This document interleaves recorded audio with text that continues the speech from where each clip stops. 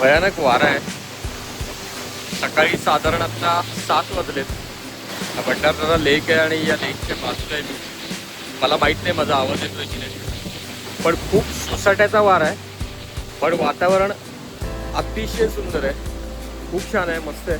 पाऊस कमी होता काल, थोडंफार आम्हाला भिजायचा चान्स मिळाला. आज आम्ही सँडन व्हॅलीच्या इथे निघतोय चहा वगैरे घेऊन. आणि आज वातावरण पावसाळी दिसतंय, ढग आहेत, पाऊस असण्याची दिवसभर शक्यता पण आहे. तर आज थोडी मजा येईल असं आम्हाला वाटतंय.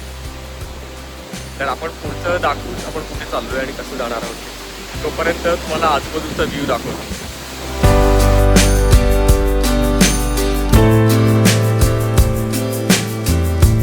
भंडारदऱ्याला पोहोचल्यावर काल लेकच्या सभोवती आपण फिरून आलो आणि आज निघायचंय सँडन व्हॅली बघायला. पण त्याआधी चहासाठी सगळे जमणार आहेत रेस्टॉरंटमध्ये.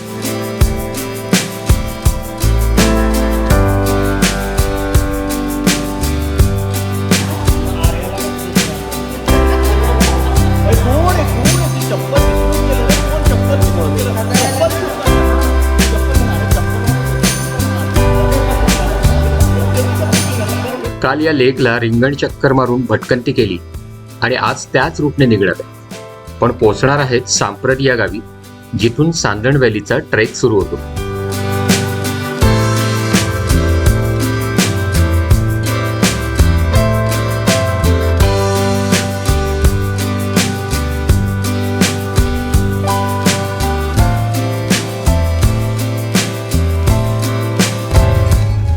आज मी आहे प्रवीण, दीपाली आणि हर्षिता सोबत.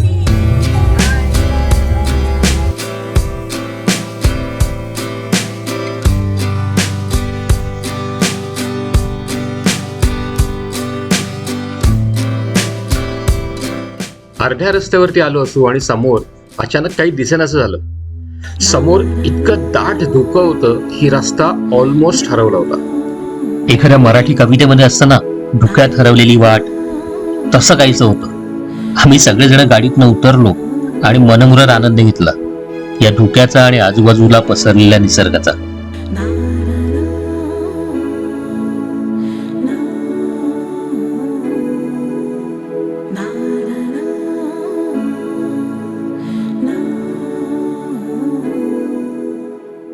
धुक्यातनं वाट काढत आम्ही पोहोचलो सांप्रत या गावी, जिथून सँडन दरीचा ट्रेक सुरू होणार होता. आशिया खंडातली 2 नंबरची नैसर्गिक दरी, जी 200 ते 400 फूट खोल आहे आणि 1 किलोमीटर लांब आहे. हिरवगार असं हे गाव अतिशय शांत होतं.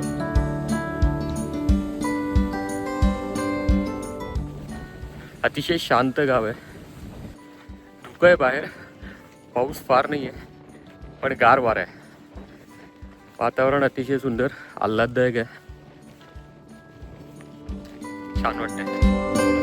आम्ही पोहोचलो होतो नितीनच्या घरी, जो आमचा गाईड तर होताच, पण आमच्या ब्रेकफास्टची आणि लंचची व्यवस्था पण त्याच्याच घरी होती. आणि त्या घरी आपण थांबलोय ब्रेकफास्टसाठी. तर पोहे आणि चहा असा ब्रेकफास्ट असेल.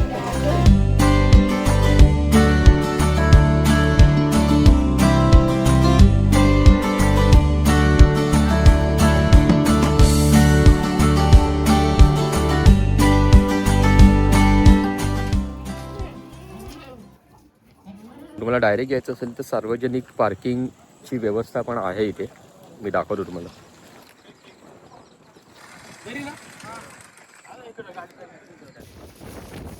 गावातनं पायवाट जाते आणि इथून 15-20 मिनिटाचा वॉकिंग डिस्टन्स आहे व्हॅलीपर्यंत. तर ते आता चालायला सुरुवात केली आहे मी.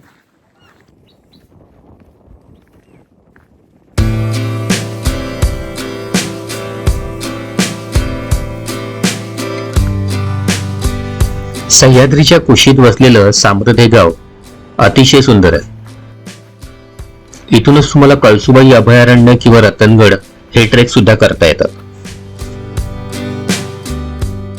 नितीन आपला गाईड आहे या व्हॅलीला, तो समजून सांगणार आहे काय इथली काय माहिती सांग ना बेसिक. पहिली आहे ना, आपण जसं आतमध्ये जाऊ ना, तसं व्हॅलीची जी हाईट आहे ना ती वाढत जाते आणि रुंदी पण कमी होते ओके. एक्झॅक्टली. आणि जर पूर्ण जर व्हॅली क्रॉस करायची असली तर तो एक ट्रेक आहे, फुल डिसेंट ट्रेक आहे. त्यासाठी पूर्ण 1 दिवस लागतो. अच्छा. म्हणजे आतमध्ये रॉक पॅचेस येते, मोठमोठे बोल्डर येते. त्यासाठी पूर्ण जर व्हॅली क्रॉस करायची म्हटली तर त्यासाठी रॅपलिंग करावं लागते आणि तो पूर्ण तसं एक ट्रेकच आहे.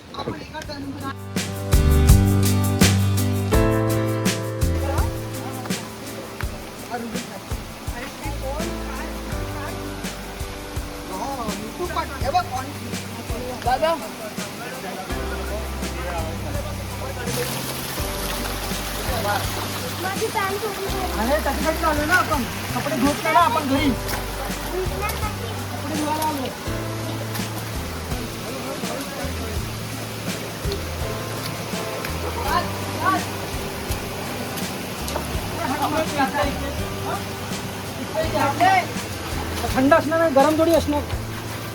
तुम्ही गरम करणार थोड्या वेळाने पाणी.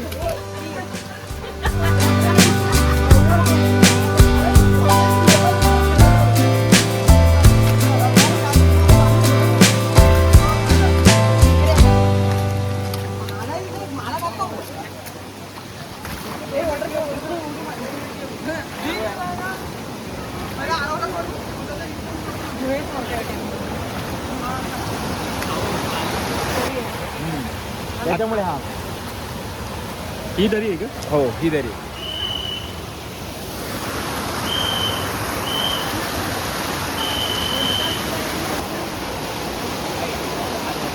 सांदण दरीच्या मुखाशी तर आम्ही पोहोचलो, पण पावसातून दरीतून ट्रेक करणं शक्य नव्हतं.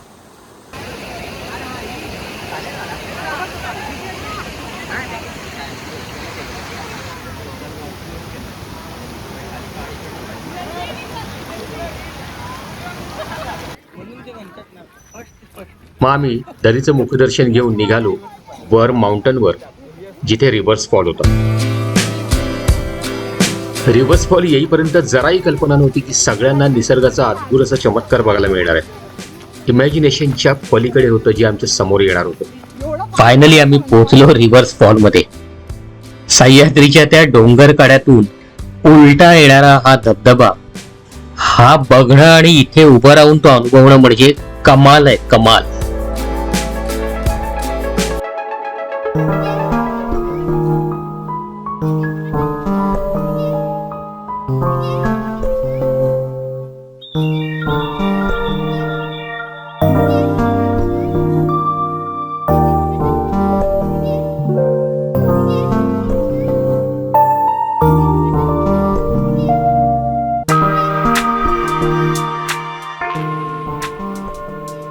अजून थोडा वेळ म्हणत 1-2 तास निवांत भिजलो आणि बाहेर येऊन गरमागरम चहा घेतला.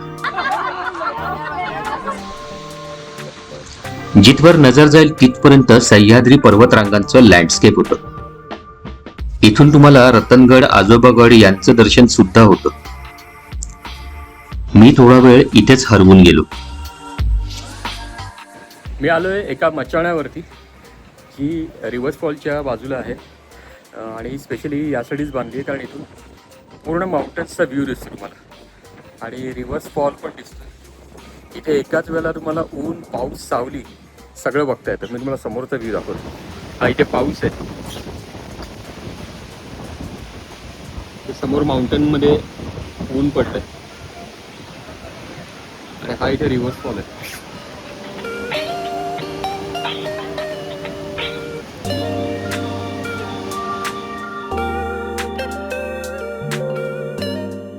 ऑइल आणि वॉटर कलरचं कॅनव्हासवरचं चित्र असावं ना, असा तो व्ह्यू आणि नजारा होता.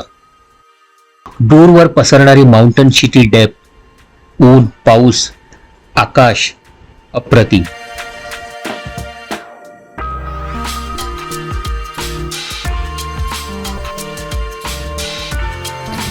आता आपण चाललो होतो कुठले? आता आपण आहे ना रिव्हर्स वॉटरफॉल समोरनं बघायला चाललोय आणि व्हॅली पण बघणार आहे आपण.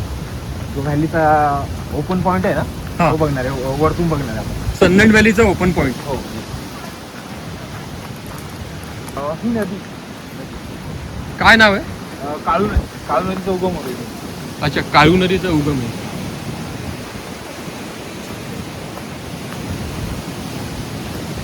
मग हे काय आहे? हे गाव काय? सांब्रत हा. साम्रत. म्हणजे हा आपण जे फिरतोय ना, हा सांदनदरीच्या आजूबाजूचा परिसर आहे.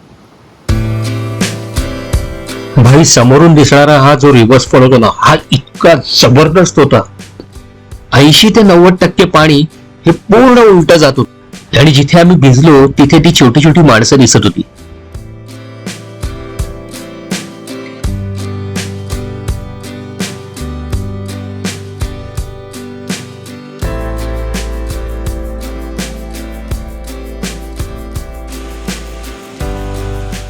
पुढे एकदम कडेवर अरुंद अशा पायवाटेने आम्ही पुढे निघालो, जिथून आम्हाला सांदणदरीचा ओपन पॉइंट दिसणार होता.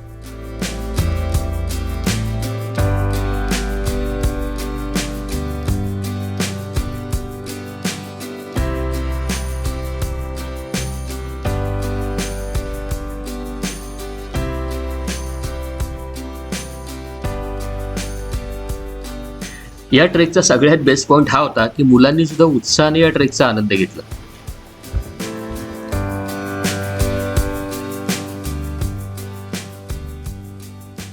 आता पोहोचलो दरीच्या पॉइंट जवळ. मला इथे या निसर्गाचं जितकं हे सुंदर रूप दिसलं तेवढंच ते भयानक वाटलं. निसर्ग आपल्या समजण्याच्या पलीकडे याची जाणीव तुम्हाला इथे झाल्याशिवाय राहणार नाही.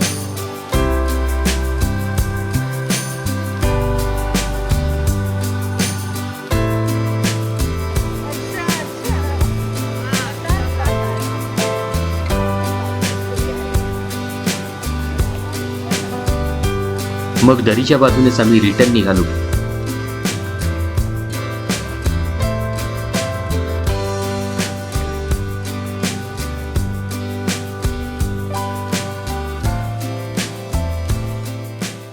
आणि वाटेत तिथले गुराखी, मेंढपाळ आणि अजून काही सुंदर धबधबे सुद्धा दिसले.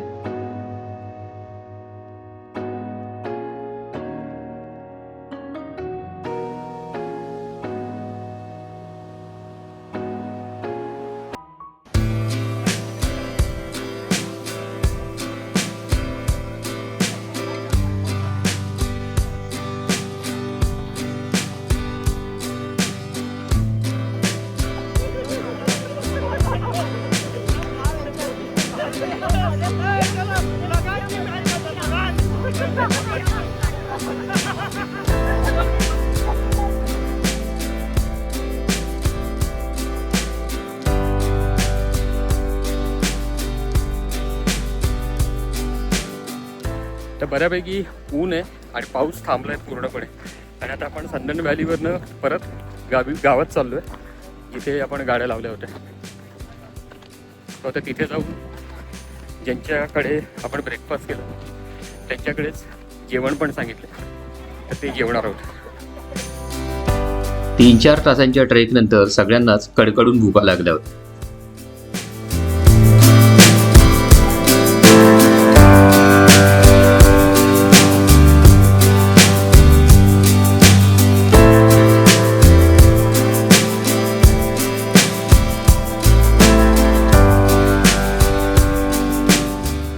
ट्रेकवरून रिसॉर्टवर आलो आणि रिसॉर्ट जवळच असलेल्या लेक शेजारी निवांत असा वेळ घालवला आणि 2 दिवसाच्या भारावलेल्या निसर्ग भटकंतीच्या आठवणी साठवून पुन्हा घरी परतलो.